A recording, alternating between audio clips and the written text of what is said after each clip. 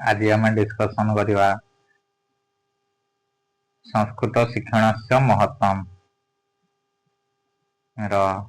माध्यमिक स्तरे संस्कृत शिक्षण से उद्देश्य महत्व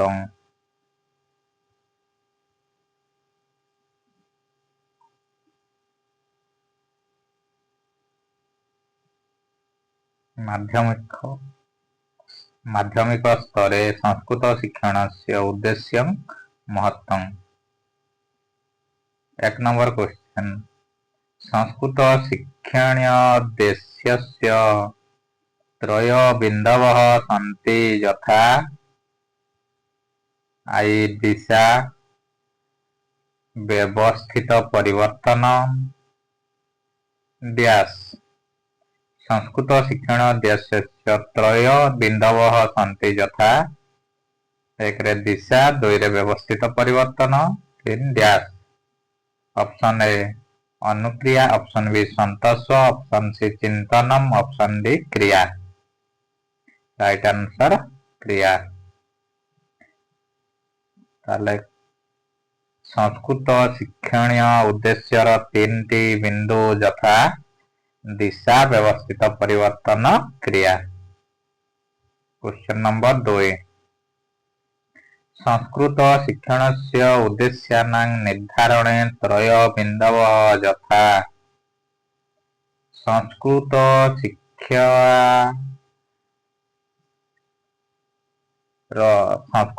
शिक्षार उद्देश्य निर्धारण को नहीं 3टी बिंदु अच्छी यथा ज्ञानात्मक भावात्मक डैश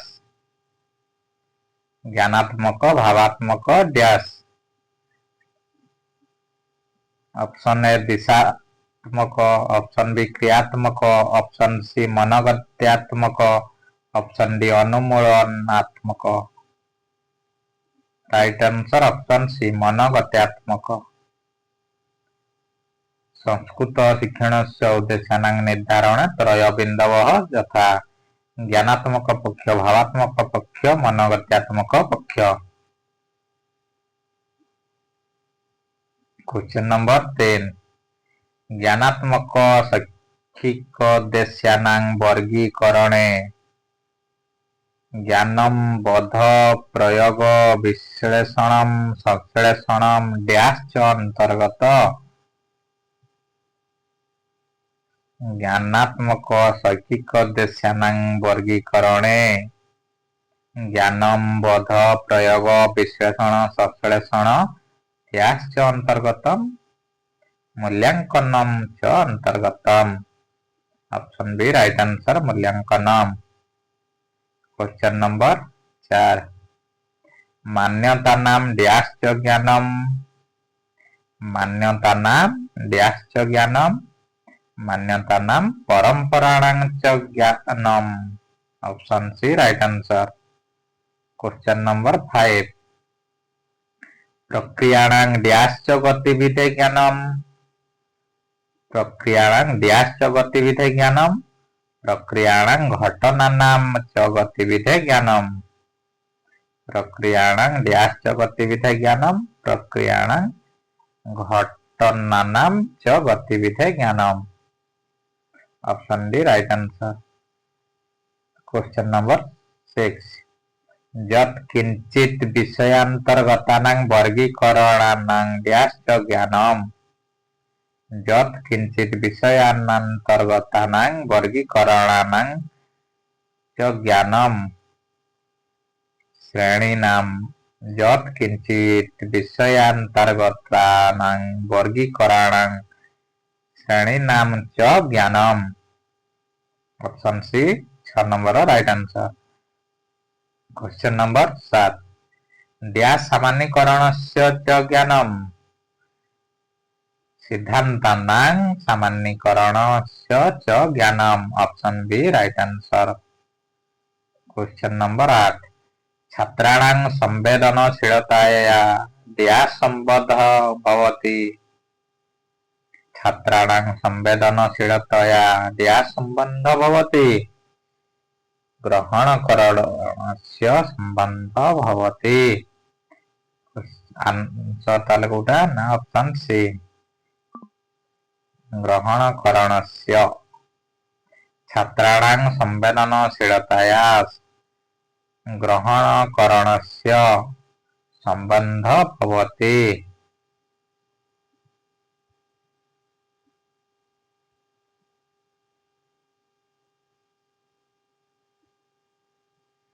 डैश छात्रः प्रेरितः सन् नवीन ज्ञानं सक्रियरूपेण गृह्णाति डैश छात्रः प्रेरितः सन् नवीन ज्ञानं सक्रियरूपेण गृह्णाति। राइट आंसर अनुक्रिया अनुक्रिया छात्रः प्रेरितः सन् नवीन ज्ञानं सक्रियरूपेण गृह्णाति। डैश छात्रः परिस्थिति परिवर्तने सति व्यवहारे स्थिर भावस्य प्रदर्शनं करोति।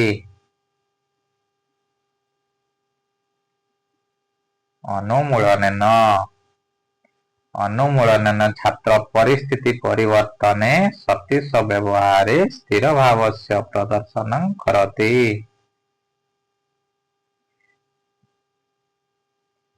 डैश शिक्षक मूल्यस्य महत्त्वं दर्शयन् छात्रेभ्यः उचित निदर्शनं प्रददाति। क्वेश्चन नंबर 11 डैश शिक्षकः मूल्यस्य महत्त्वं दर्शयन् छात्रेभ्यः उचित निदर्शनं प्रददाति। चिन्तनेन ऑप्शन बी राइट आंसर चिन्तनेन शिक्षकः मूल्यस्य महत्त्वं दर्शयन् छात्रेभ्यः उचित निदर्शनं प्रददाति।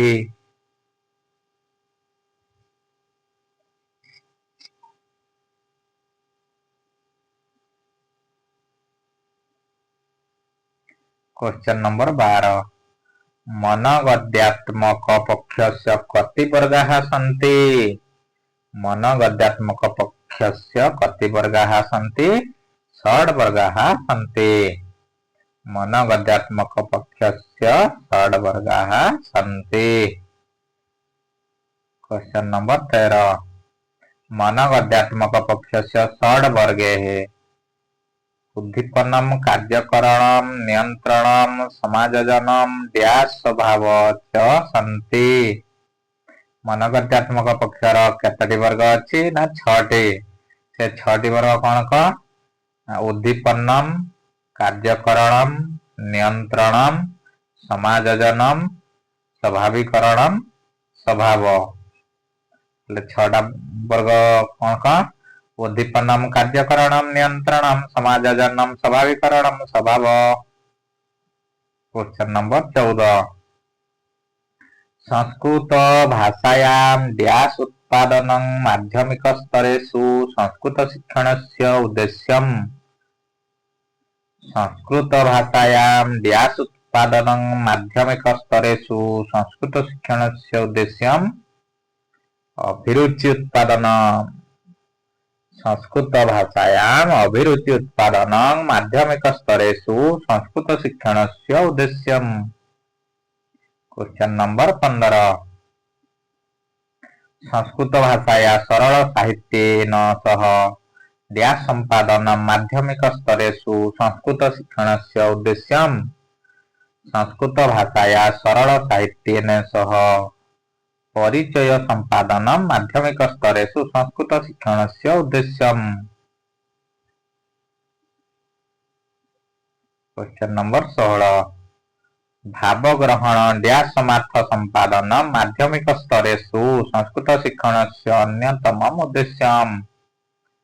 भावग्रहण डैश समार्थं संपादनं माध्यमिक स्तरेषु संस्कृत शिक्षणस्य अन्यतमम् उद्देश्यम्। राइट आंसर भावात्मक ज्ञान। भावग्रहण भावात्मक ज्ञान समार्थ संपादनं माध्यमिक स्तरेषु संस्कृत शिक्षणस्य अन्यतमम् उद्देश्यम्।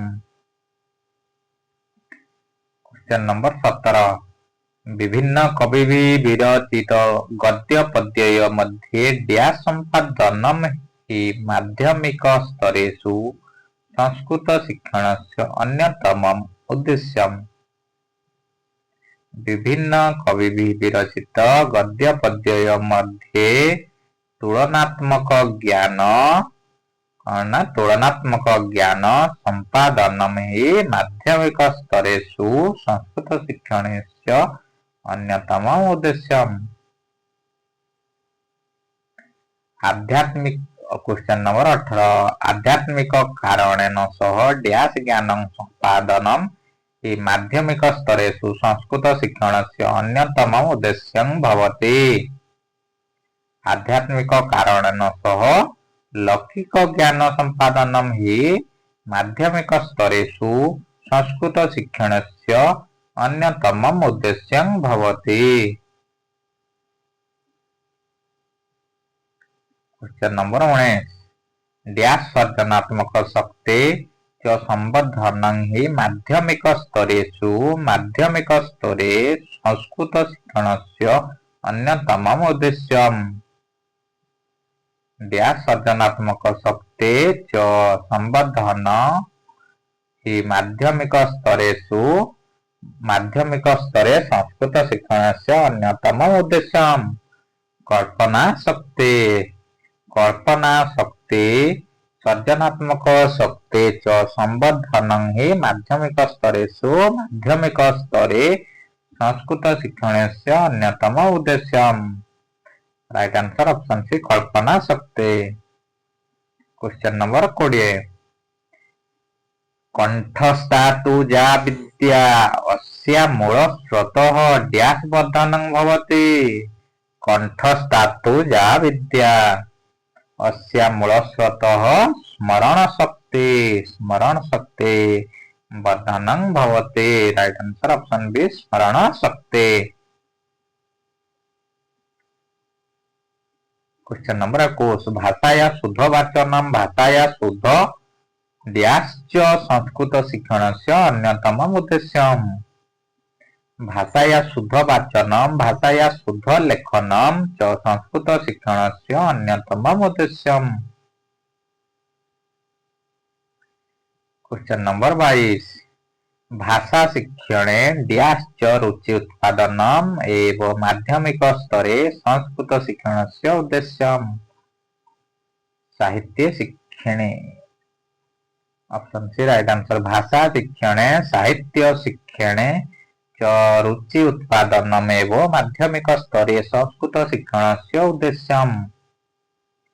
क्वेश्चन नंबर 23 डैश प्रति अभिरुचि उत्पादनं हि माध्यमिक स्तरे संस्कृत शिक्षणस्य अन्यतमम् उद्देश्यम्। स्वाध्यायं प्रति अभिरुचि उत्पादनं हि माध्यमिक स्तरे संस्कृत शिक्षणस्य अन्यतमम् उद्देश्यम्। 23 number option D right answer स्वाध्यायं। क्वेश्चन नंबर 24 डैश क्षेत्रे दक्षता उत्पादनम हि माध्यमिक स्तरे संस्कृत शिक्षणस्य उद्देश्यम्। रचना क्षेत्रे दक्षता उत्पादनम हि माध्यमिक स्तरे संस्कृत शिक्षणस्य उद्देश्यम्। रचना क्षेत्रे दक्षता उत्पादनम हि माध्यमिक स्तरे संस्कृत शिक्षणस्य उद्देश्यम्। ऑप्शन ए राइट आंसर रचना। क्वेश्चन नंबर 25 पद्यांशानां गद्यांशानां वा डैश सारस्य भावस्य च कथनं माध्यमिक स्तरे संस्कृत शिक्षणस्य अन्यतमम् उद्देश्यम्। पद्यांशानां गद्यांशानां वा सरल संस्कृते सारस्य भावस्य च कथनं माध्यमिक स्तरे संस्कृत शिक्षणस्य अन्यतमम् उद्देश्यम्। ऑप्शन सी राइट आंसर सरल संस्कृते। क्वेश्चन नंबर 26 समग्र भारतवर्षे संस्कृत भाषा शिक्षण व्यवस्थाया त्रीणि लक्ष्याणि प्रचलन्ति तानि ज्ञानात्मक लक्ष्यं भावात्मक लक्ष्यं डैश च। समग्र भारतवर्षे संस्कृत भाषा शिक्षण व्यवस्थाया त्रीणि लक्ष्याणि प्रचलन्ति तानि ज्ञानात्मक लक्ष्य भावात्मक लक्ष्य कौशलात्मक लक्ष्य। क्वेश्चन नंबर 27 पंचतंत्र हितोपदेशादि विषय वस्तु प्रति छात्राणां मनसि आवेगात्मक भाव सृष्टिकरणं हि ज्ञानात्मक लक्ष्यम्। पंचतंत्र हितोपदेशादि विषय वस्तु प्रति छात्राणां मनसि आवेगात्मक भाव सृष्टिकरणं हि ज्ञानात्मक लक्ष्यम्। क्वेश्चन नंबर 28 छात्राणां मनसि संस्कृत भाषाया सर्वांगीण विकास साधनार्थं प्रेरणा प्रदानं हि संस्कृत भाषा शिक्षणस्य भावात्मक लक्ष्यम्। छात्राणां मनसि संस्कृत भाषा सर्वांगीण विकास साधनार्थं प्रेरणा प्रदानं हि संस्कृत भाषा शिक्षणस्य भावात्मक लक्ष्यम्। पाठ्य विषयं विना चारित्रिक उन्नयन कल्पे विभिन्नानि नीति संबलित पुस्तका पठनाय छात्राणां मनसि उत्साह सृष्टिकरणं संस्कृत भाषा शिक्षणस्य ड्याश उद्देश्यम्। पाठ्य विषयं विना चारित्रिक उन्नयन कल्पे विभिन्नानि नीति संबलित पुस्तका पठनाय छात्राणां मनसि उत्साह सृष्टिकरणं संस्कृत भाषा शिक्षणस्य भावात्मक उद्देश्यम्। क्वेश्चन नंबर 30 अज्ञात धर्मशास्त्रादि विषयक संस्कारयुक्त मूल्यबोधस्य पुनरुद्धारकरणं हि संस्कृत शिक्षणस्य ड्याश लक्ष्यम्। अज्ञात धर्मशास्त्रादि विषयक संस्कारयुक्त मूल्यबोधस्य पुनरुद्धारकरणं हि संस्कृत शिक्षणस्य ज्ञानात्मक लक्ष्यम्। क्वेश्चन नंबर 31 चाणक्यादि कविनां रचितानां नीतिश्लोकानां मानवीय सामाजिक मूल्यबोधं प्रति छात्राणां मनसि आग्रह सृष्टिकरणं हि संस्कृत शिक्षणस्य ड्याश लक्ष्यम् ज्ञानात्मक लक्ष्यम्। चाणक्यादि कविनां रचितानां नीतिश्लोकानां मानवीय सामाजिक मूल्यबोधं प्रति छात्राणां मनसि आग्रह सृष्टिकरणं हि संस्कृत शिक्षणस्य ज्ञानात्मक लक्ष्यम्। क्वेश्चन नंबर 32 कालिदासादि कविभिः प्रणीत काव्य कविता नाटक आदि विषये सम्यक् ज्ञान प्रदानं हि संस्कृत शिक्षणस्य ड्याश लक्ष्यम् ज्ञानात्मक लक्ष्यम्। कालिदासादि कविभिः प्रणीत काव्य कविता नाटक आदि विषये सम्यक् ज्ञान प्रदानं हि संस्कृत शिक्षणस्य ज्ञानात्मक लक्ष्यम्।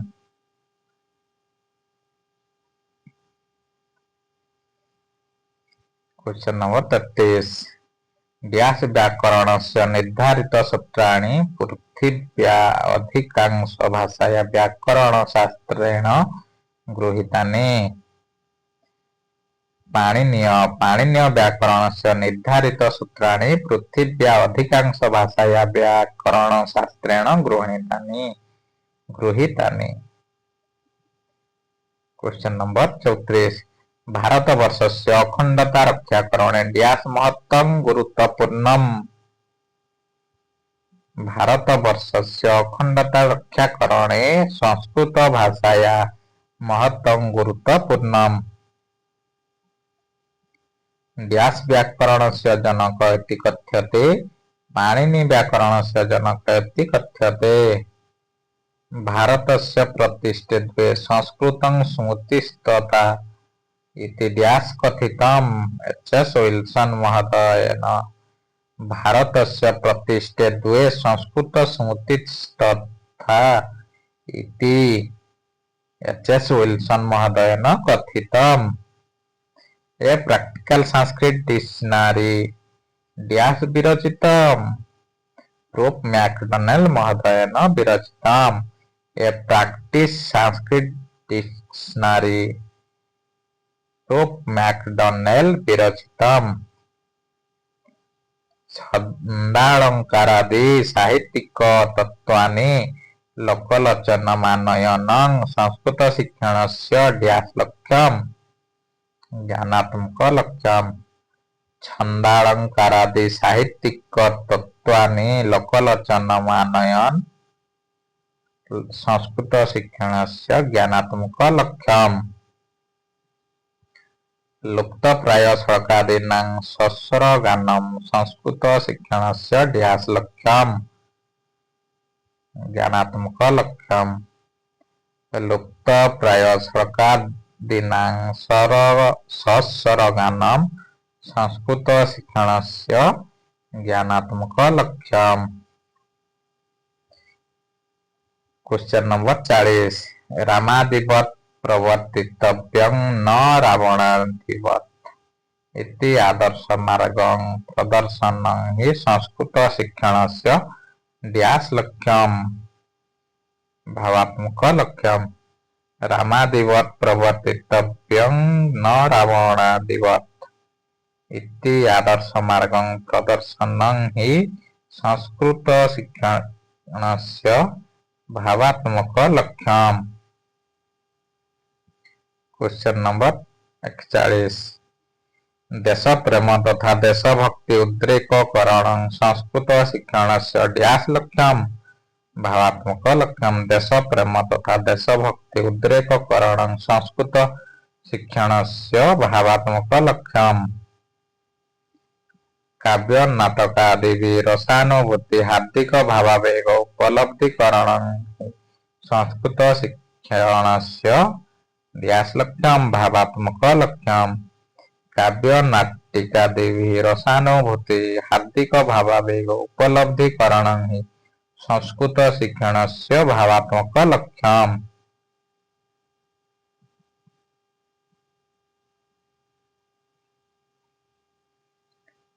क्वेश्चन नंबर 43 विद्यार्थीनां मानसिक चिंताधारया अभिव्यक्त्या सह शास्त्रानुरागीकरणं हि संस्कृतशिक्षणस्य ड्याश् लक्ष्यम् भावात्मक लक्ष्यम्। विद्यार्थीनां मानसिक चिंताधारया अभिव्यक्त्या सह शास्त्रानुरागीकरणं हि संस्कृतशिक्षणस्य भावात्मक लक्ष्यम्।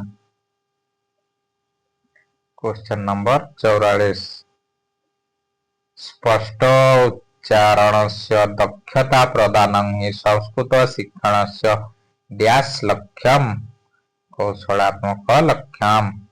स्पष्टोच्चारणस्य दक्षता प्रदानं हि संस्कृतशिक्षणस्य कौशलात्मक लक्ष्यम्।